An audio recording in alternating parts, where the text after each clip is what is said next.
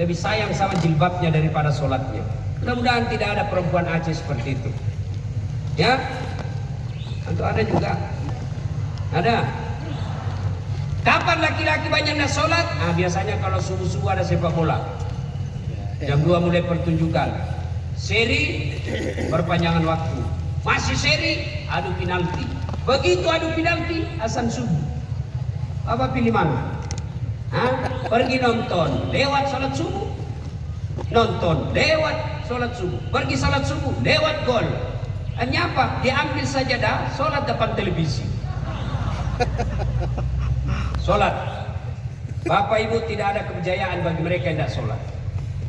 Ustaz, kenapa hidupku susah? Saya dagang bangkrut, saya nelayan tenggelam perahu saya bawa motor Gojek, dicuri lagi motor saya. Rumah tangga bertengkar selama-lamanya. Tiap hari saya bertengkar Ustaz. Rumah-rumah juga kontrak-kontrak. Kok bisa begini hidup saya Ustaz? Salah satu sebabnya Bapak tidak sholat.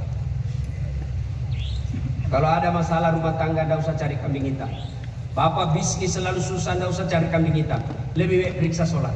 Coba, yakin Pak, Bapak banyak masalah, pasti gara-gara Bapak sendiri tidak sholat. Dan celakanya orang tidak sholat, kalau dia miskin, susah hidupnya, ngontrak-ngontrak, tidak sholat. Bukan cuma dia yang gitu, sampai anak-anaknya pun susah hidupnya. Coba lihat mereka yang baik sholatnya, selalu jamaah di masjid, insya Allah Allah berikan ketenangan hidup. Kita lihat mereka tidak kaya, tapi cukup dalam kehidupannya.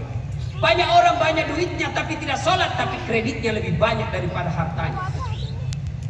Banyak orang tidak punya, banyak orang banyak duit, tapi tidak sholat.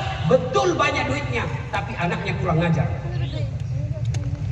Istrinya selingkuh, suaminya membalas. Banyak duitnya, tapi tidak ada yang bisa dia makan. Banyak kan orang kita lihat itu duitnya miliaran, dilarang makan nasi.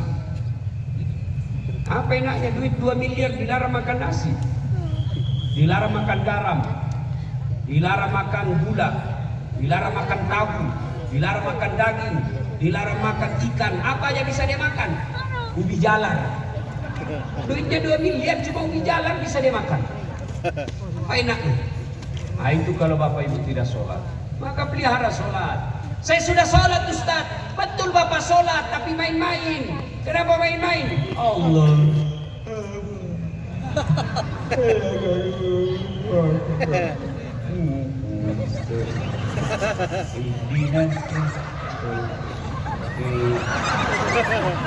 Siapa ngajar sholat seperti itu?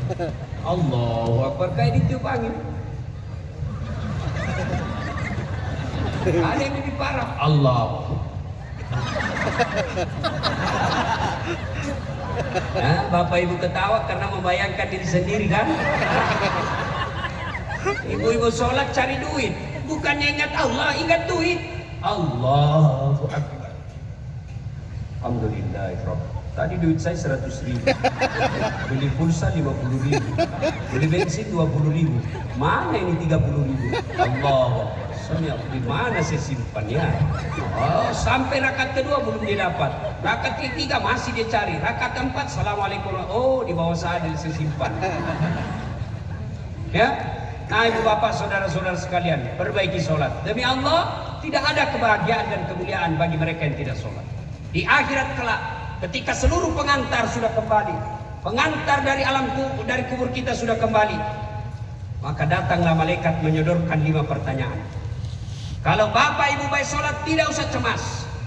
Begitu masuk kubur, malaikat menanya, "Marrabuka, siapa Tuhanmu?" Bapak ibu tidak usah cemas. Siapa Tuhanmu? Bapak ibu bukan bapak yang jawab. Begitu malaikat bertanya, "Siapa Tuhanmu?" Marrabuka. Sholat kita berkata, "Dah saat kau mundur. Waktu kau hidup kau rajin pelihara sholatmu, sekarang saya yang jaga kamu." Sholat kita akan menjawab, "Allahu Akbar." Diulang sama malaikat, "Marrabuka, siapa Tuhanmu?" Sholat menjawab, "Allahu Akbar." Mungkar, hebat betul ini orang.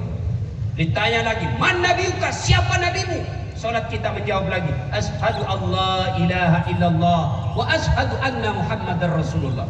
Malaikat mungkar jeling kepala, hebat ini bangsa Aceh. Akhirnya mungkar kata, "Kir, kir, kir." Kau maju nakir. Kau yang tanya. Dia bilang mungkar sedangkan kau mundur. Apalagi saya cuma pendamping. Mungkar nakir tidak melanjutkan pertanyaan 3, 4, 5. Dia naik melapor ke Rasulullah. Ya Allah, ada hambamu mati. Saya tanya, man rabbuka? Dia jawab, Allahu Akbar. Allah menjawab, bukan dia yang jawab, tapi malaikat, tapi solatnya yang jawab.